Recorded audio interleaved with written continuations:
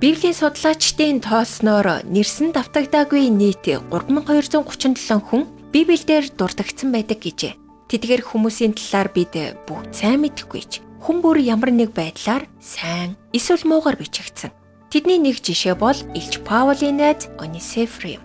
Онисифор Библиэд 2 удаа гартагч түүний нэрийн утга их сонирхолтой.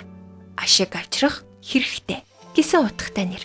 2 дугаар Тимот 1-р бүлэг дээр Паул түүний талаар бичихдээ Онисифорын гэрт эзэн өршөөлөө сойрхох болтугай. Яагаад гэвэл тэр олон удаа намайг сэргээсэн бөгөөд гинчнээс минь ичээгүй. Харин Ромд байхдаа тэр намайг хичээнгүйлэн хайж олсон юм. Тэр өдөр эзнээс өршөөл олохыг эзэн түнд сойрхох болтугай. Эфест тэр хичнээн их үйлчилсэнийг чи сайн мэднэ. 2 дугаар Тимот 1:16-18. Тэгвэл Онисифор Паулд яаж тусалсан юм бэ? Нэгт тэр Паулыг олон удаа сэргээсэн.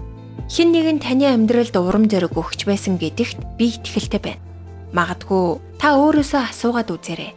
Өнөөдөр би хэн нэгнийг урамшуулсан уу? Үгээрээ эсвэл үйлдэлээрээ.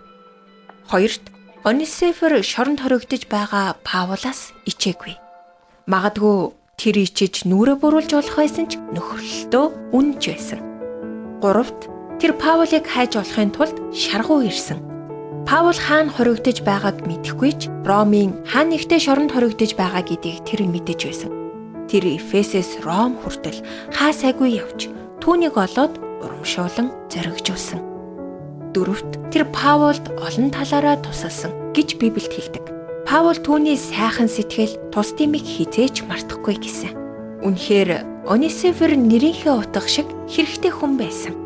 Эзэн минь ээ, өнөөдөр таны тусламж хэрэгтэй байгаа хэн нэгнийг урамшуулахын тулд та намайг хэрэглээрэй.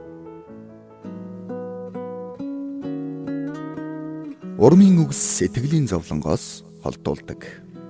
Хадагтай Дарлин Салагийн урам зоригийн үгс нэвтрүүлэг танд хүрлээ. Бидэнтэй холбогдох утас 8085 99 тэг тэг.